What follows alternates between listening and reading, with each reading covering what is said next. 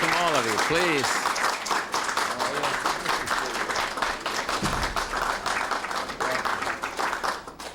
Well, welcome everybody, and please be seated.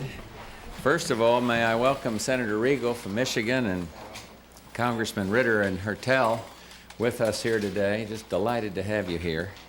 And let me begin by thanking all of you. I'm sure it's inconvenient coming from far away as some of you have, but you're welcome here, and we're delighted to have you.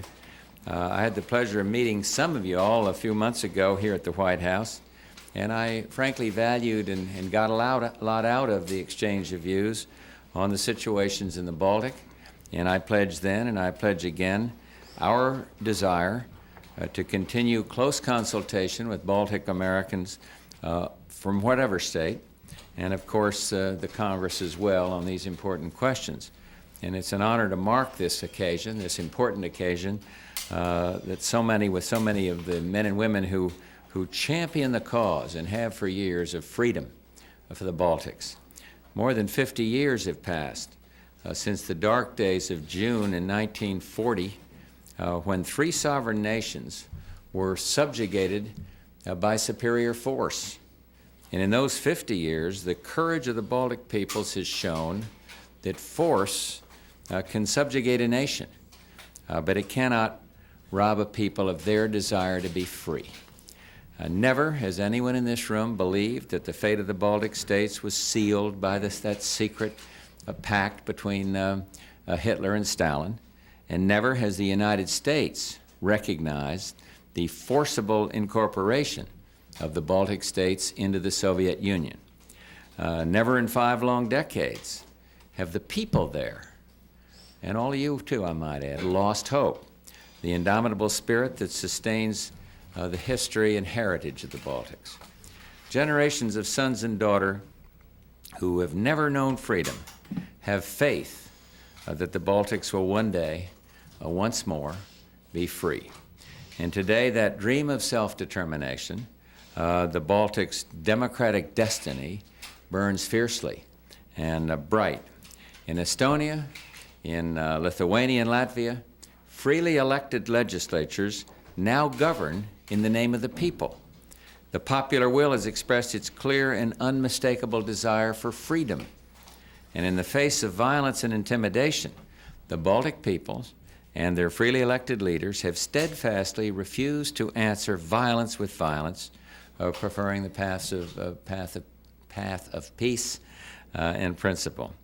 The resumption of negotiations between the Soviet government and the Baltic states is a positive step, and yet there's much reason to be concerned about recent Soviet actions against custom posts in Lithuania and Latvia, and the ongoing Soviet occupation of broadcast facilities in Vilnius, acts that are incompatible with the process of peaceful change. Good faith negotiations cannot go forward in an atmosphere of threat and intimidation, and this nation has taken steps to demonstrate our support for the Baltic nations, the people there. In February, through the generous support of many of the groups represented here today, the U.S. shipped emergency medical supplies to Estonia, Lithuania, and Latvia. And I'm proud to say that since the response from the Baltic American community has been so tremendous, we'll soon send a second shipment to the Baltics. These shipments are but one side of the affinity we feel as Americans with the aspirations of all the Baltic peoples. In May, I met here in the White House with the elected leaders of Lithuania and Estonia and Latvia, and my 6th meeting, incidentally, 6th meeting with the Baltic leaders in the past 12 months. And I will tell you today what I told them. At every opportunity, I and other members of our administration have made clear to President Gorbachev and to the other Soviet leaders this nation's firm belief in the legitimate aspirations of the Baltic states. The fate of freedom in the Baltics will remain high on our agenda. So once more, keep up your good work. I think the educational process that all of you are engaged in as you help other Americans understand what's at stake here is very important to the ultimate solution to these problems. And I'm delighted to have you here.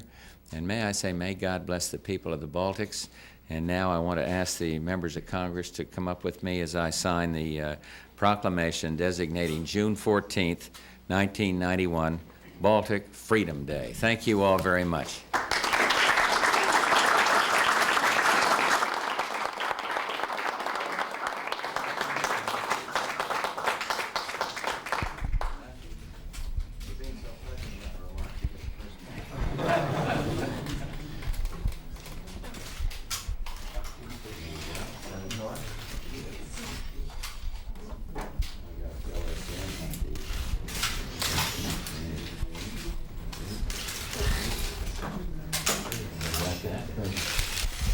Who didn't get a copy?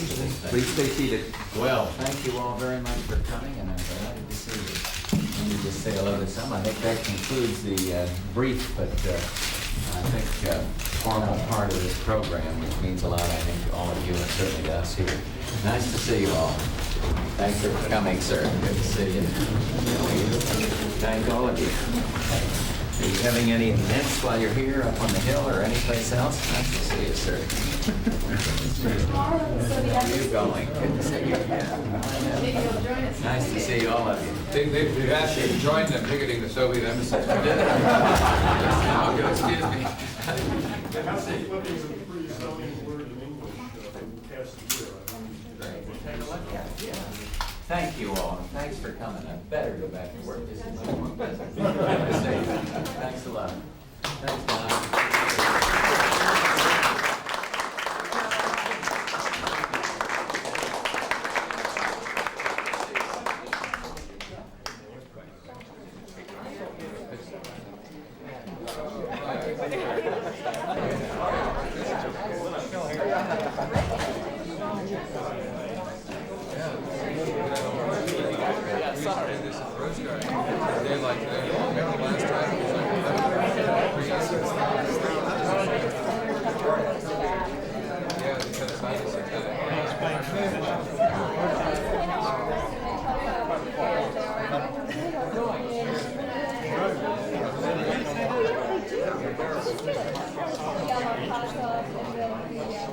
Yes, I know.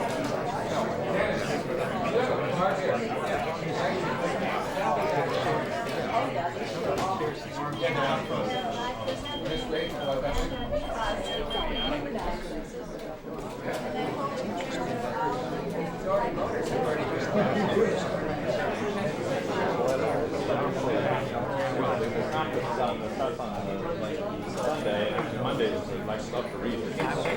So, back to